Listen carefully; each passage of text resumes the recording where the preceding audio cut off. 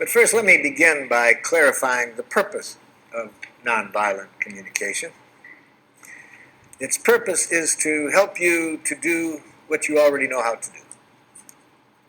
Now, why do we need to learn something today that you already know how to do? Because sometimes we forget to do this. We forget because we've been educated to forget. Now, what is it that I'm talking about that we already know how to do? The purpose of this process is to help us to connect in a way that makes natural giving possible. Natural giving possible. What do I mean by natural giving?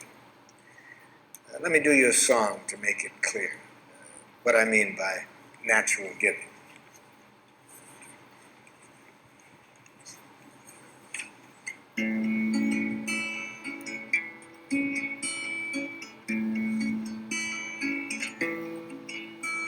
I never feel more given to than when you take from me. When you understand the joy I feel caring for you, and you know my giving isn't done, put you in my debt, but because I want to live the love I feel for you. To receive with grace may be the greatest giving. There's no way that I can separate the two. When you give to me, I give you my receiving. And when you take from me, I feel so given to.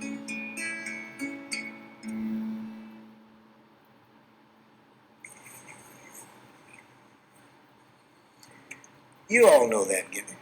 You know how to do it. And that's what I'm interested in. Remembering to stay with that quality of giving, moment by moment in any connection. But we also all know that it's easy to lose it. It's easy to lose that connection, so that instead of enjoying that quality of giving, which is possible every moment in every contact we have, in spite of how precious that is, we forget. And instead of playing the game that song is about, which I call Making Life Wonderful, it's the most fun game I've ever heard. Instead, much of the time we play another game called Who's Right? Have you ever played that game?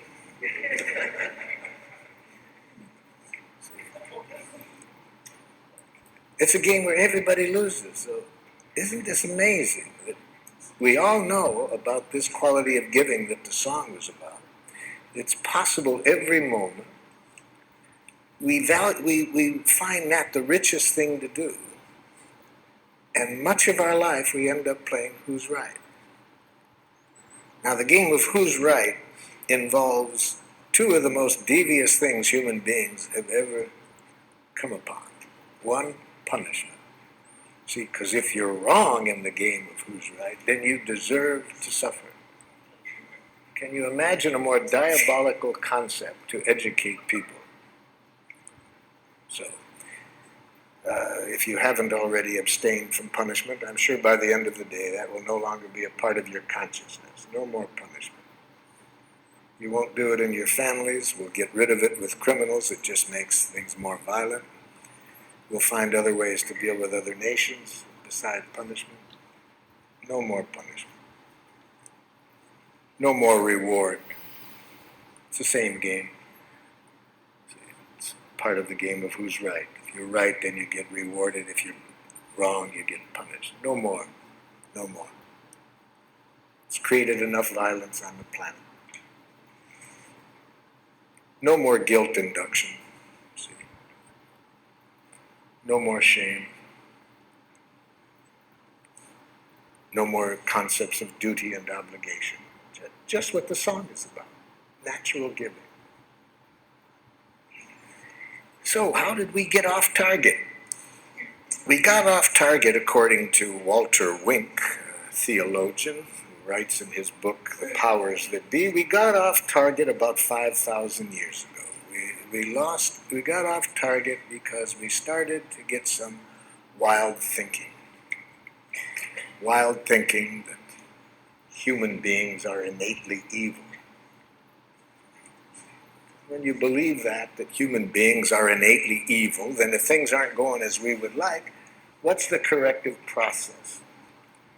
The corrective process is penitence. If people are evil, you think that the way to bring about change when people are behaving in a way you don't like is to make people hate themselves for what they're doing. So for these political reasons and theological reasons, we started to develop a language that I call jackal language. It's a language that cuts us off from life and makes it very easy to be violent. Very easy to be violent. In fact, in that book I mentioned, Wink says that domination cultures, one of the things you have to educate people is to make violence enjoyable. And we've done a good job of that. We make violence enjoyable in our culture. The 2 hours a night from 7 to 9 when children are watching television the most, in 75% of the programs they watch, the hero either kills somebody or beats them up. You see, and when does this happen? At the climax of the program.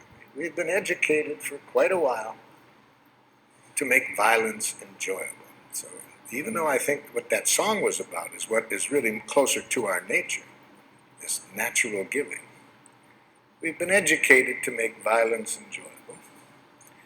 And educated in a way we can even be violent to our children. So what is jackal language like? See, jackal language, as I've mentioned, is a language of moralistic judgments. You think in terms of who's right, who's wrong, who's good, who's bad. And when you mention change, yes, we want change at times. So how do you get change in the jackal system? Watch a parent try to bring about change in the child. This is a parent teaching a young child say one of the most important words in jackal. Say you're sorry. I'm sorry. You're not really sorry. I can see it. You're not really sorry. I'm sorry. Okay, I forgive it. Can you imagine a game like that? Can you imagine a parent responding to a child that way? And if a parent is going to do that to a child in their own family, what are they going to do to people from other cultures who behave in a way they don't appreciate?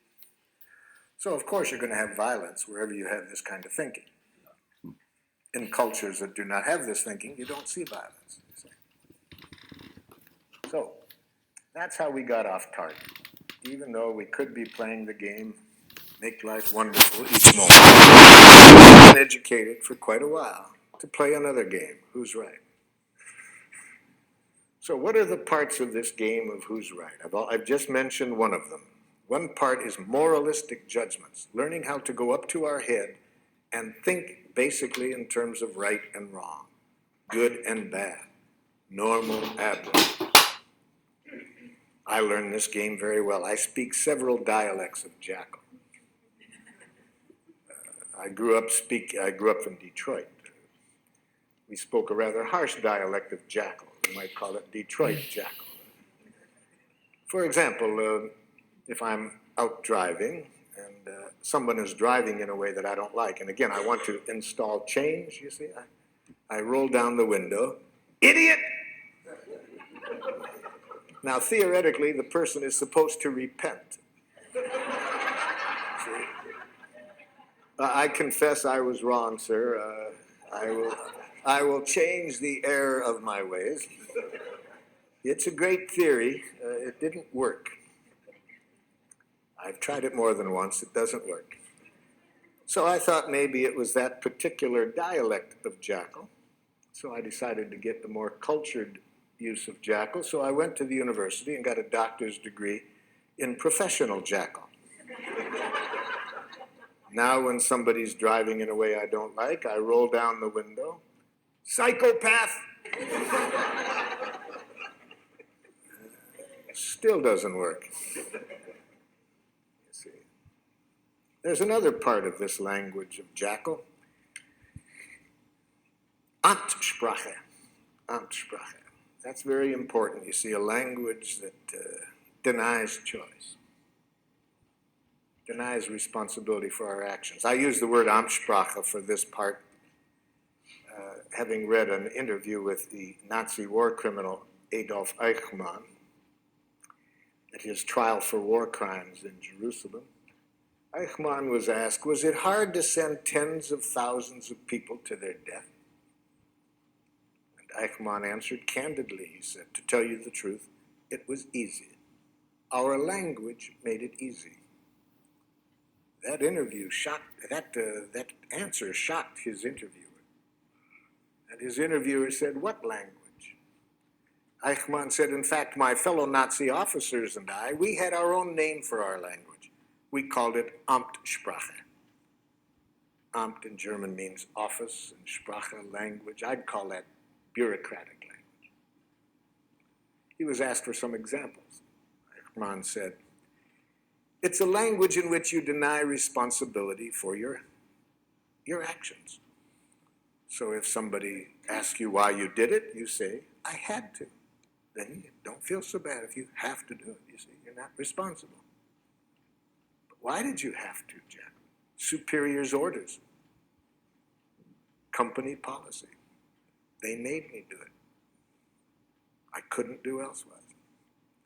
Very dangerous language, Amtssprache. Very dangerous. We have giraffe schools. I use the word giraffe, you see, as a symbol for nonviolence. We'll see today that the language we're going to study is a language of the heart. And so I use giraffe language for that because giraffes have the largest heart of any land animal. So,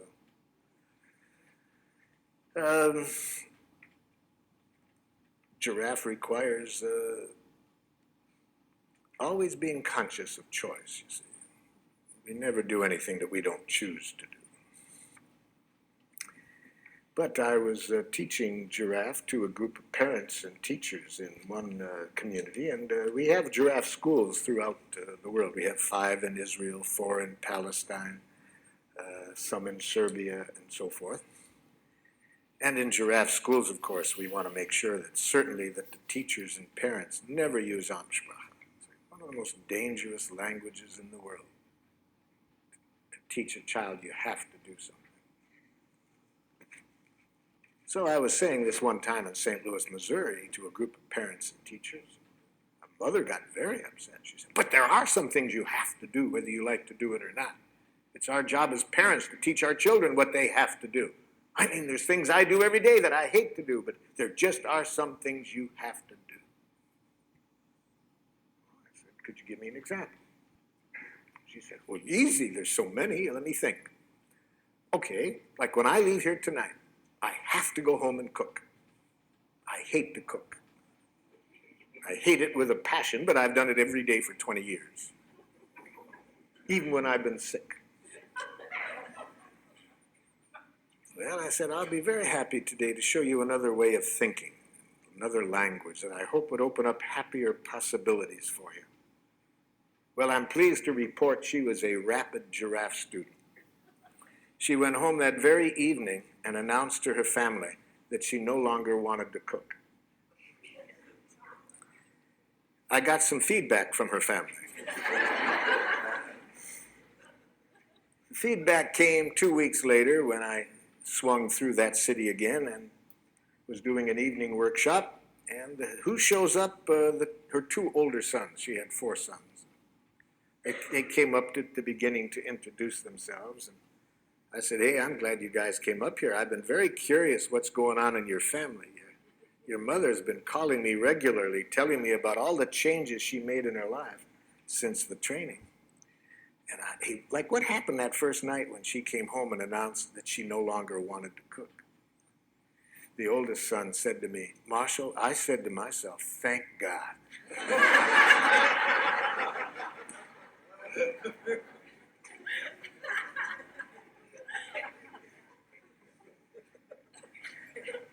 I said, help me understand that one. He said, I said to myself, now maybe she won't complain at every meal, you see. You see, natural giving, what I started the day off with that song, anything we do in life that isn't coming out of that energy, we pay for it and everybody else pays for it. Anything we do out of fear of punishment, if we don't, everybody pays for it. Anything we do for a reward, everybody pays for it. Everything we do to make people like us, everybody pays for it. Everything we do out of guilt, shame, duty, obligation, everybody pays for it. That isn't what we were designed for. We were designed to enjoy giving, to give from the heart.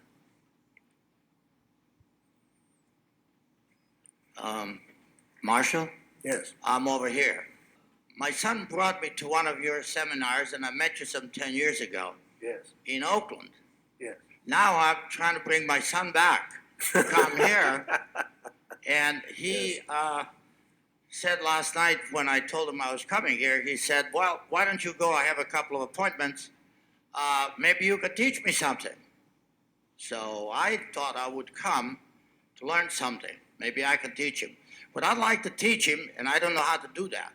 Well, I'd like to teach him to at least give me the time of day to communicate with him. He doesn't do that willingly. Okay. And when I try to demand it, it becomes worse. Yes. So how do I do that? Well, that'll be a good situation to work on today, because I'm going to ask everyone to think of a situation right now where somebody's behaving in a way you don't like. So in this case, it's your son who, when you ask him to communicate, he says no. The first thing I'll suggest is you can't teach anybody anything. That's right. And to have that as an objective is itself to create problems. So, yeah. So let's change the objective. Let's never try to teach anybody anything or to change anybody. If that's your objective, you'll create resistance. So that'd be my first suggestion today. Never try to teach anybody anything or to change anybody. That clear? Yeah. Okay. So what do you do then? Give up? No. See, this is the thinking that's been shaped in us by Jackal. See, the game of who's right, win, lose. So then if we can't change and win, then the option we think of is to be a chump and lose, you see. We've been educated to think in those two ways, win, lose, right, wrong. No, I'll show you a way, another option. Okay, let's get into it. Let's give you a chance to practice it. Some of you have already thought of situations, such as somebody you want very much to communicate with, they say no. So, think of somebody at the moment who is behaving in a way that is not making life wonderful for you, and you'd like to get to the place that the song was about, where everybody's needs can get met and people are giving to one another from the heart, willingly, not out of coercion. You see. Let's see if we can show you a process to get there in this situation, to get everybody's needs met, and where people give willingly, not out of any coercion. So maybe you are living at home. Maybe you choose today to work on a child that you are living with at home who says horrible, horrible Jackal things such as, no. Oh, you laugh. You try living with one for a while. Please brush your teeth. No. Maybe you are living at home with a Jackal-speaking partner who says horrible Jackal things such as, that hurts me when you say that. We'll see today that it's a violent act to say others make you feel as you do, to imply that others can make you feel hurt or angry. Maybe at work somebody's behaving in a way you don't like. They come late. They're not producing as well as you would like. Maybe your next door neighbor has been sexually molesting children. Whoever you want to pick, somebody who's behaving in a way you don't like. And you'd like to see how we would arrive at the objective of creating the quality of connection that will get everybody's needs met through natural giving. That's our objective. Okay? Now, open up your materials to the last page, second to the last page. At the top it says, expressing how we are and what we would like.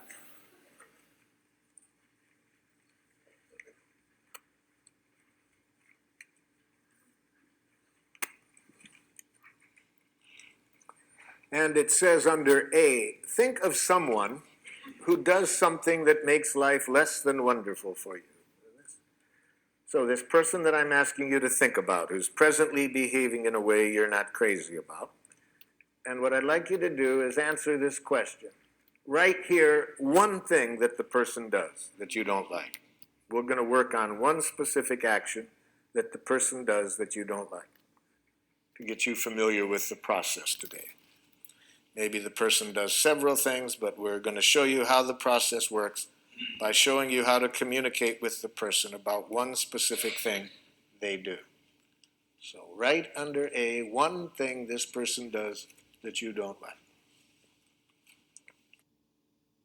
Now, when I was here in San Francisco working with the school system back in the 70s, the superintendent of schools asked me to go into an elementary school. He said the parents are complaining about the quality of relationship between these teachers and the administrator. They said the tension in the school is so great that the parents want to take their children out of the school.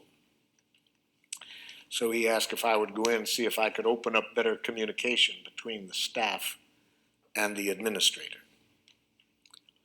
The plan was I would meet first with the teachers and then get the teachers and the administrator together. So in my meeting with the teachers, I started with the question that I just asked you. I said to the teachers, can you tell me one thing that the administrator does that makes it hard for you to work with him?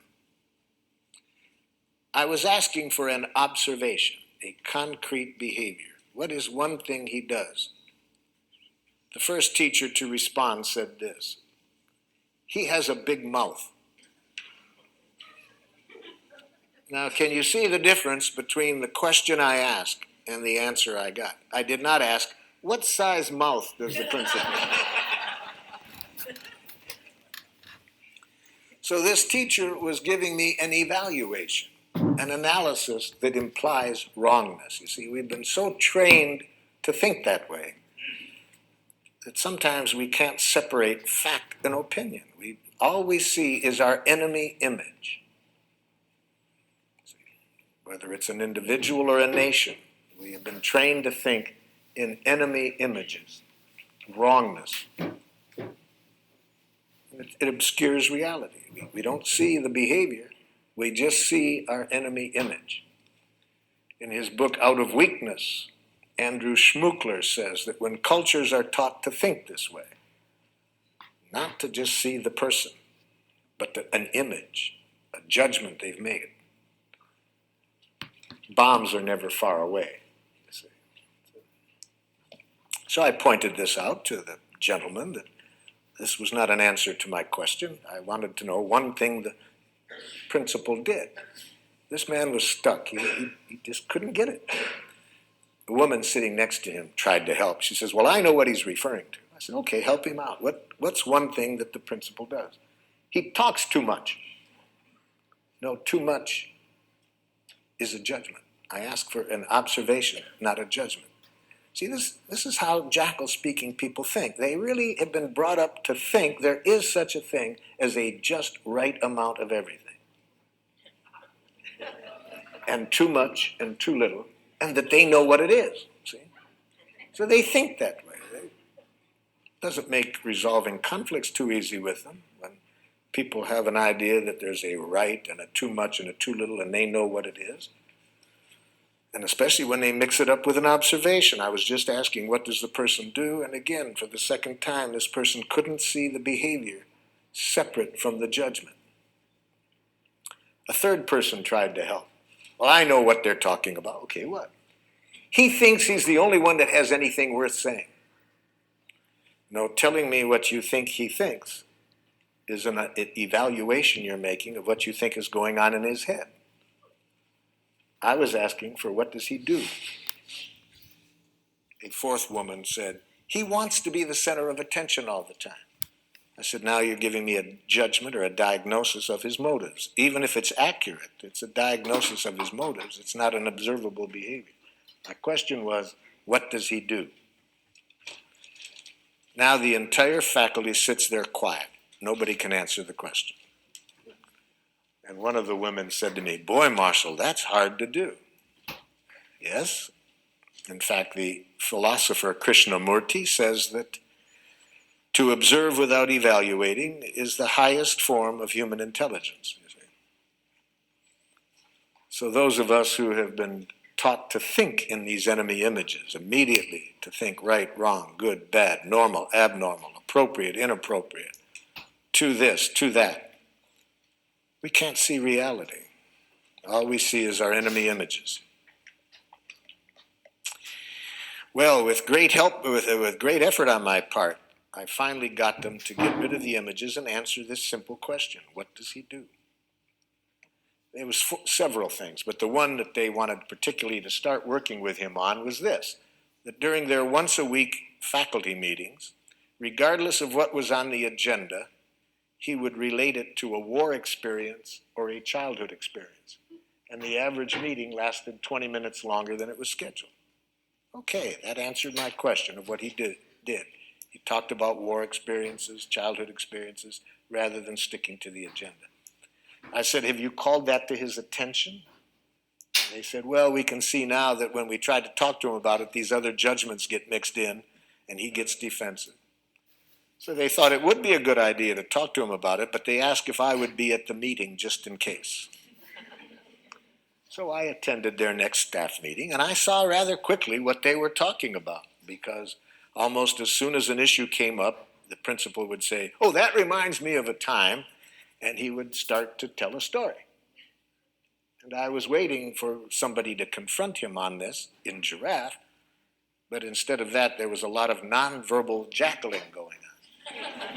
People were going like this, rolling their eyes, poking the person next to them, yawning, looking at their watches, holding the watches up to the ear.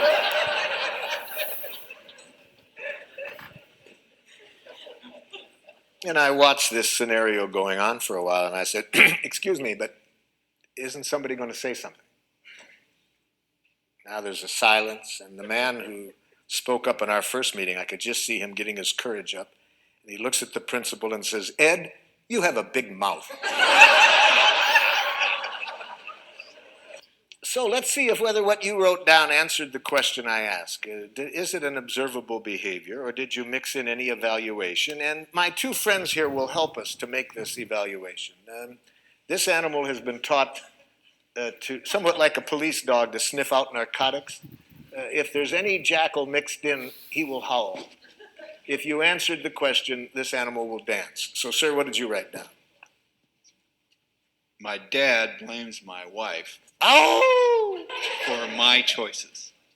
He does what? My dad blames my wife for my choices. Yes, blames is a judgment. See, that's already putting evaluation into it. Dad, do you see yourself as blaming her? No, I see myself as calling attention to the facts. So see, Dad doesn't see that as blaming. No, I'm educating. Thank you, Dad. Yes, okay. So how do we say it? See, we need a direct quote.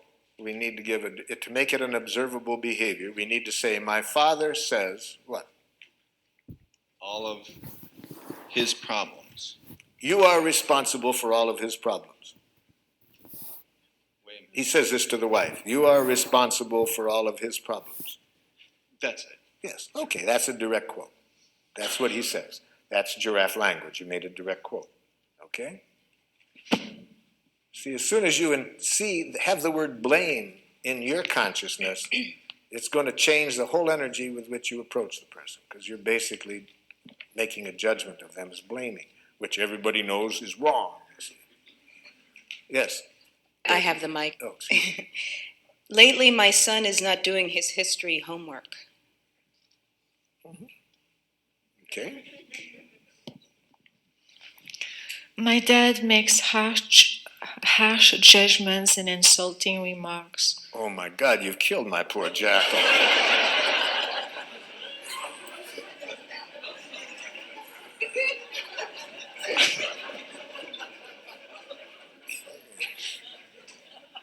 He could have handled the harsh, that was one judgment, but insulting, harsh and insulting, those are two judgments that... Actually, he does use insulting words. No, there is no such thing. After today, in fact, seriously, by 4:30 this afternoon, you will never hear another insult. It won't exist. Insults will not exist. I'm going to show you to use some technology today that takes insults and criticism out of the waves, airwaves. So that no matter what your father says, you can never hear another harsh statement or another insult, because we're going to show you today how to use this technology.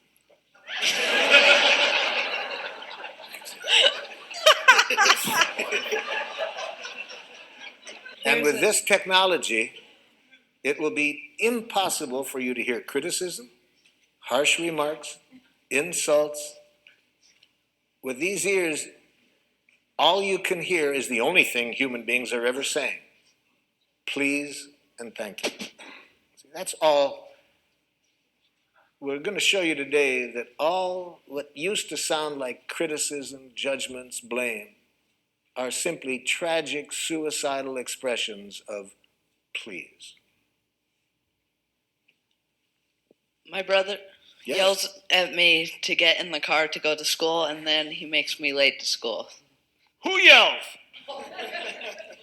See, but you see, yells is a kind of a little bit of an evaluation. He speaks in a tone of voice. Yes. Okay, it's a tone of voice. I was asked at Lincoln High School. Is there Lincoln High School in San Francisco?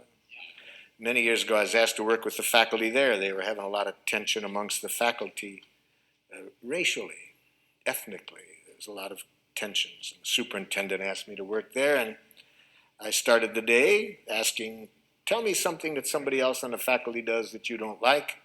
Man turns to the woman next to him and says, I don't like it when you yell in our faculty meetings. She says, who yells?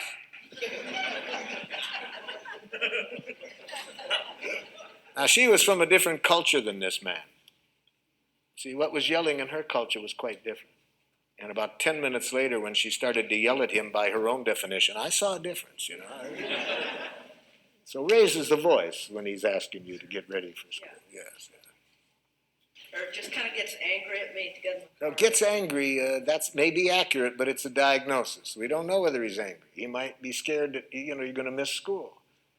It might sound to you like angry. Maybe it is, maybe it isn't. But raises the voice, has smoke coming out of his ears. That you can see, you see. That's observable. Yes. Fifth grader Jesse refuses to do his seat work. Oh! Refuses is a diagnosis.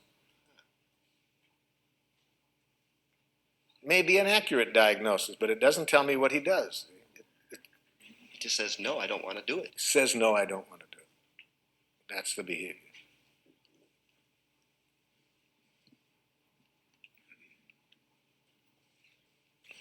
My husband doesn't tell me things which will affect me deeply. Okay. It's the first jackal husband I've ever heard of. This is a new experience for me today. A student in my class incessantly talks loud, won't stay seated, or keep his hands to himself. I hear about 3 judgments in there. Let's go over it slowly because I hear 3 diagnoses. Say it again so we'll hear the 3 diagnoses. Incessantly talks loud. Loud is your interpretation. Louder than you would like. If you want to say it, put it that way. Louder than I would like. Won't stay seated. Won't is a diagnosis. Doesn't stay in his seat after I've told him to. He might in the future. We don't know whether he will or not. So that's a diagnosis. Doesn't at the moment. Doesn't when I ask him to stay in his seat. And does not keep his hands to himself. And does not keep his hands to himself. Mm-hmm. Okay, since coming to the introductory presentation on Tuesday night, I've been very aware of hearing evaluations Yes. in myself and especially in other people.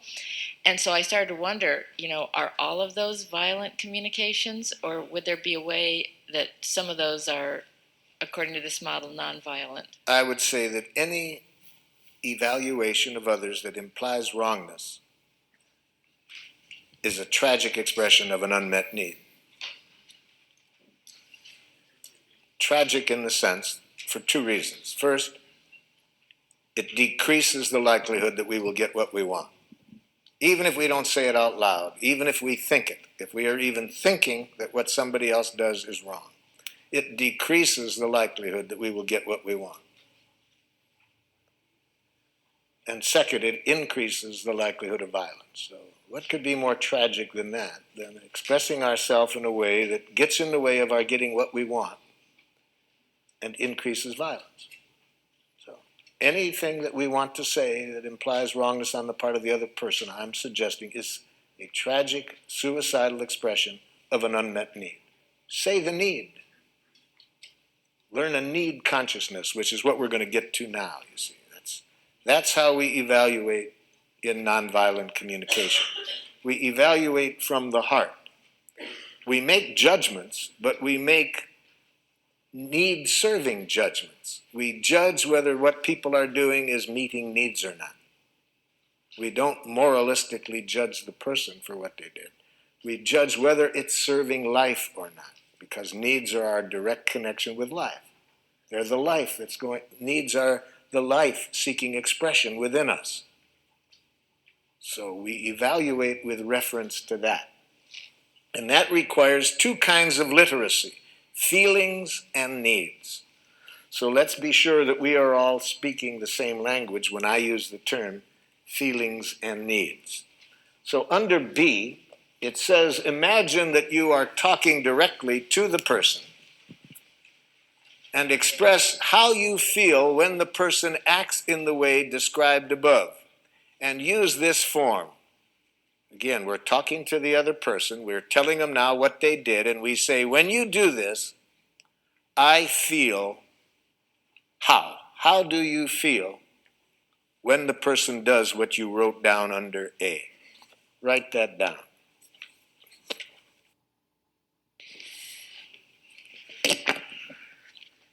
When you do this, I feel angry. Okay. Anger is a feeling created by unnatural thinking. We'll get to that next. When you're not ready to leave at the agreed time, I feel anxious and impatient. When you speak that loud, I feel intimidated. Ow! Intimidated is a diagnosis. Be careful of words that are more descriptions of other people, what you think they're doing to you, like intimidating you. So write down the following as not feeling words. Do not mistake these words as feelings. I feel misunderstood. I feel used. I feel manipulated. I feel judged. I feel criticized. I feel ignored. For example, aren't there times when you think somebody's ignoring you? Don't you feel relieved? And at other times, don't you feel angry? You see, so words like that really say very little about what's alive in you. They say much more about how you are interpreting the other person's behavior. And above all, never mistake the word rejected as a feeling. I feel rejected. No. That's not a feeling. That's a suicidal interpretation. Okay, who's got the mic? There's the mic. Hurt, disappointed, disheartened. Yep.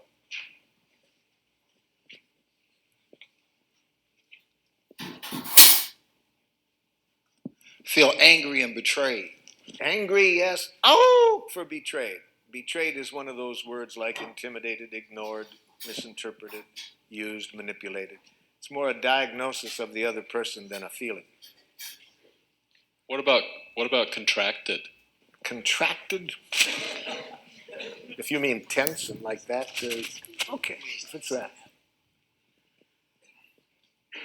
When you call me up and speaking loudly tell me you're going to cut off funding, I feel angry and scared. Mm-hmm. When you leave the dishes in the sink, I feel powerless over my environment and time, which feels frustrating and scary. When you start talking loudly in the middle of my sentence, I feel hurt because I think you are not listening to me. Yeah, the feeling is great, but you're going to lose it when you follow the word feel with the word because I think. Anytime you're thinking, your chance of getting what you need is greatly decreased.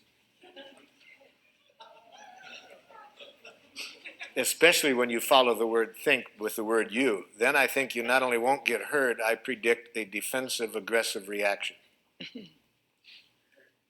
So it's going to be hard for people to care about your feelings when you follow that with a diagnosis that implies wrongness. But we'll get to that next, because we're going to see next that when after the feelings, there's two places we don't go, and one is up to our head. See, we stay in the heart with feelings. We don't go up to the head. We stay in the heart and connect with needs. But we'll get to that, yeah.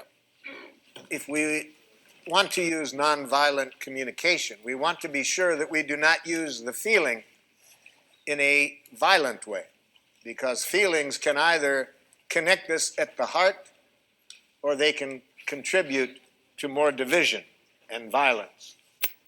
So we certainly do not want to ever express our feelings in this way. I feel as I do because you. Okay? We never want to express our feelings this way. You make me feel. Now that will be a hard habit to get away from, because in a jackal culture, feelings are very instrumental to using guilt as a way of manipulating people. The way to manipulate people is if you can convince them that they make you feel as you do, then they should feel guilty and change. You see. So it's another form of this violent game. So, for example, if you are a parent and you want to use feelings in a violent way rather than a connecting way, you would express it this way. It really hurts me when you don't clean up your room. Okay? Or you make me angry when you say that.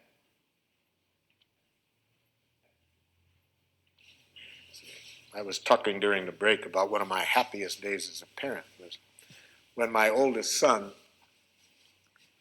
went to a jackal school for the first time. He had gone 6 years to a giraffe school that I had helped create. But then I wanted him to learn how to enjoy jackals as well. So, and in giraffe schools, we also want to be aware that the children are not always going to be in this setting. So we want them to learn how to stay with their own values, regardless of which structure they're in, you see. So he comes back the first day from school, and he looked less than happy. And I said, how was the new school, Rick? And he said, it's okay, Dad, but whew, boy, some of those teachers, Dad. I said, what happened? He said, Dad, I wasn't even in the front door, really. I was halfway through the front door, and some man teacher comes running over and says, my, look at the little girl. Can you guess what the teacher was reacting to? Yeah, my son's hair was down to his shoulders. See, in a jackal school, as we all know, authority knows what's right. See, there's a right way to wear your hair as a boy and a wrong way. A right way to do everything, and who knows? The teacher. And then what do you do if somebody doesn't do it? You use shame, guilt, and so forth. You use the word girl as though it's an insult. Welcome to Jackal Land. So I'm getting burned up, ready to go do a little bat therapy with the teacher. Forgetting all about my teachings. And I said to my son, how did you handle it? He said, I remember, Dad, that what you said, that when you're in that kind of environment, never give them the power to make you submit or rebel. You see. So one of the things we want to teach children very early, no matter what structure you're in, never lose track that you are free to choose what you do.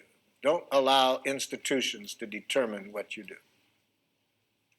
I said, hey man, that you remembered that, that's a big gift. I really love that you could remember that under those conditions. Then what'd you do? I put on my giraffe ears, Dad, tried to hear what he was feeling and needing. I said, you remembered to do that? What did you hear? Pretty obvious, Dad. Looked irritated, wanted me to cut my hair. Hey, wow, man, I'm really glad you could remember that. How did that leave you feeling? I said, Dad, I felt sad for the man. He was bald and seemed to have a problem about hair.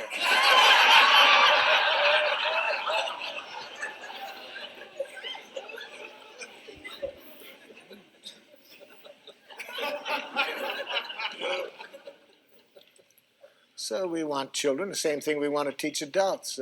Institutions can't make you do anything. Other people can't make you do anything. No human being has ever done anything they didn't choose to do. A Palestinian in the village of Hebron disagreed with me one time. He said, I don't agree with you, Marshal, that we only choose to do. Where was my choice 2 days ago? A soldier puts a gun at my head and says, take off your clothes or I'll shoot you. Where was my choice? I said, it seems pretty obvious to me. You had a choice of whether to take off your clothes or not. He laughed. He said, okay, I got your point. I chose not to take off my clothes. That soldier knew I didn't have a gun. He was doing this to dishonor me. I chose to risk my life to protect my honor. Okay, so I'm not saying we always like the choices we have, but nobody can make us do anything we don't choose to do. So I said, apparently the soldier also chose not to shoot you, or else he was a very poor shot. My children taught me this about nobody does anything they don't choose to do. From the time they were 2 years old, they educated me that I couldn't make them do anything. All I could do is make them wish they had. And then they taught me another lesson, that any time I would do that, they would make me wish I hadn't made them wish they had. They taught me that violence creates violence, you see.